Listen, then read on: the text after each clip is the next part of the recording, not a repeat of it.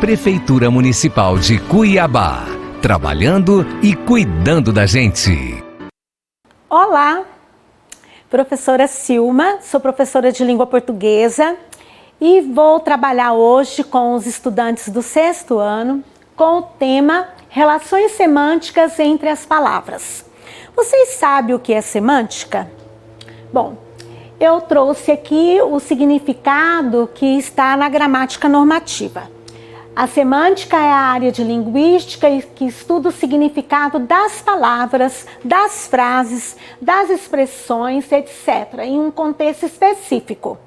Assim, algumas vezes os significados podem receber diferentes interpretações por estarem em situações comunicativas também diferentes. Essa relação entre os diferentes significados de uma palavra é chamada de relação de sentido. Então, a linguística tem várias áreas, a semântica é uma delas. Tem também a fonética, que estuda os fonemas, a morfologia, que estuda as palavras, a sintaxe, que estuda os termos da oração, né, a relação de sentido que há entre estes termos, e a semântica, que estuda o sentido, o significado das palavras.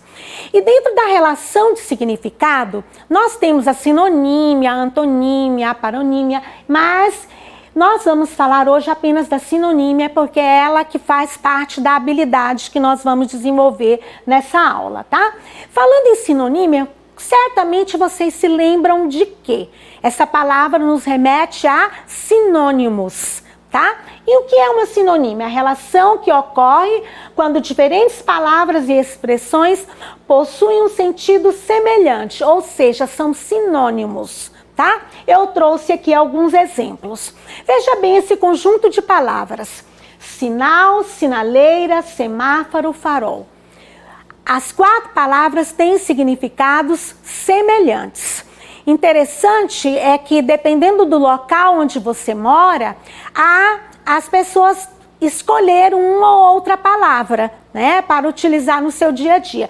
Por exemplo, nós aqui usamos mais semáforo, tá? Em São Paulo, eles usam mais farol, tá? No Rio de Janeiro usam mais sinal. No Paraná eles usam, a maioria, né, uma grande parte usam sinaleira, tá? Então, dependendo do local, há essa variação. Pele branca e pele alva. Interessante, nós sempre falamos pele branca, mas quem gosta de ler romances já perceberam que os escritores usam muito pele alva. Eu me lembro quando eu era criança, eu ouvia sempre as pessoas bem mais velhas também se referirem à pele alva. Eu ouvia às vezes alguém dizer, se referindo a uma pessoa: nossa, ela é tão alvinha, né?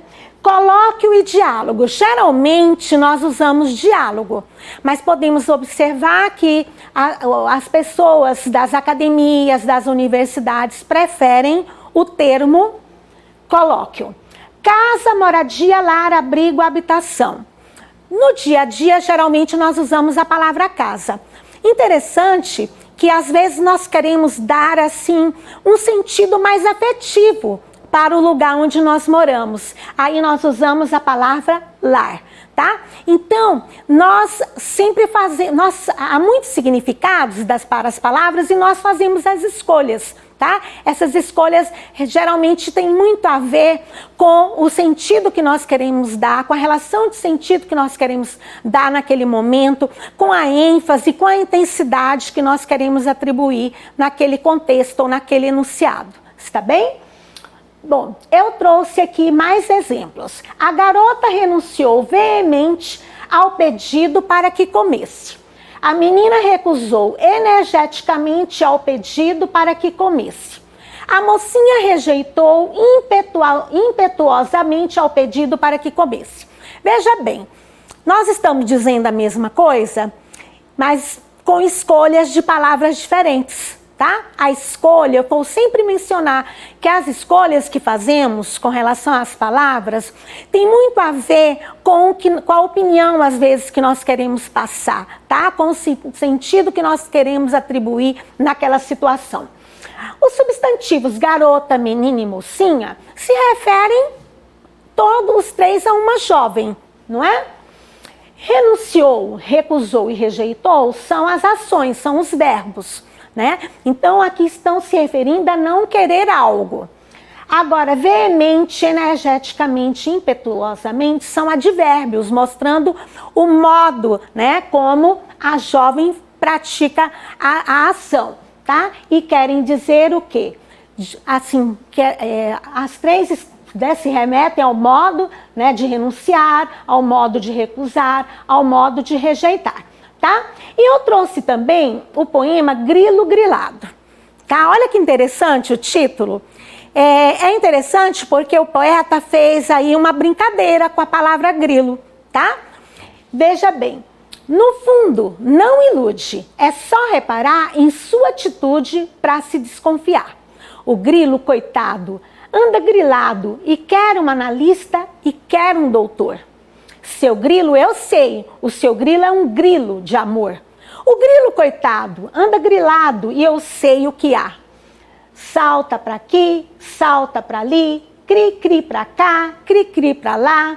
O grilo, coitado, anda grilado e não quer contar. Este poema é de Elias José e veja bem a brincadeira, né? Isso aí é um recurso que os poetas utilizam muito em seus textos, né? Eles geralmente gostam de fazer uma brincadeira com as palavras. Tá, então veja bem, na segunda estrofe, quando ele fala o grilo, ele está se referindo a um nome, tá? E dá para perceber que se refere a um ser vivo, tá? Então, o grilo aí é um substantivo. Na terceira estrofe, seu grilo eu sei. O seu grilo também é um nome, só que já é um outro nome. Não é o mesmo nome que está se referindo na estrofe anterior, tá? Então, aqui nós temos grilo com dois significados diferentes, tá? Eu coloquei umas questões aqui para discutirmos um pouco melhor. Então, o poeta brinca com esse vocábulo, grilo, né? Eu já comentei com vocês. Logo no título dá para perceber, porque grilo, grilado, né? Grilo tem um significado, grilado. Ah, mas grilado vem de grilo. Sim, né? Vem etimologicamente, sim. Mas tem outro significado. E eu trouxe aqui os dois significados utilizados. Vocês sabem que onde nós encontramos a maior parte dos sinônimos é no dicionário, não é verdade? Então eu fui ao dicionário e procurei o significado da palavra grilo. Como tinha várias acepções, né, que são vários significados, eu coloquei apenas duas acepções, as duas que nós vamos precisar para essa discussão. Então, a primeira, olha lá, nós temos aqui o número 1, S quer dizer singular, M quer dizer masculino, porque a palavra grilo é uma palavra masculina e está no singular. Aqui nós temos a abreviatura de zoologia, que estuda a vida do animal, né? Então, grilo aqui quer dizer um inseto, tá? Por isso que faz parte da zoologia. E um outro significado, olha aqui já é o número 5, vocês viram aqui as reticências? Eu pulei várias acepções porque eu queria apenas colocar o que nos interessava. Então, esse símbolo aqui, essa abreviatura, o que será que quer dizer? É a questão que eu coloco abaixo.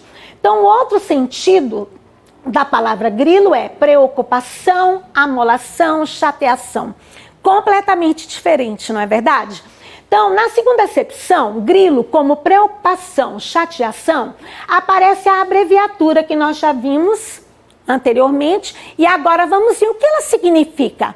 Aqui está querendo dizer que esse significado que está aqui está no sentido figurado. O que é sentido figurado? É um sentido que não é próprio da palavra. O primeiro significado está no sentido próprio da palavra. Mas aqui não, é um sentido figurado, está bem? Este é um recurso que os poetas utilizam muito. Eles gostam muito de usar o sentido figurado, justamente porque eles querem estabelecer relação de sentidos diferentes dentro do texto. Tá. Eu trouxe uma mensagem, tá? Porque na aula passada eu falei com vocês sobre notícias, sobre opinião, e no mesmo dia, logo mais tarde, eu recebi essa mensagem, tá? E eu fiz questão de trazer hoje para vocês. Meu pai dizia uma coisa que só anos mais tarde fui entender. Não quero saber a opinião do jornalista, quero a notícia. A opinião é minha. Tá? Entenderam o que eu quis trazer para vocês? Tá. E coronavírus, como se prevenir? Tá? Para vocês se lembrarem dos cuidados que vocês precisam ter neste momento. Está bem? Até a próxima aula. Um grande abraço. Prefeitura Municipal de Cuiabá. Trabalhando e cuidando da gente.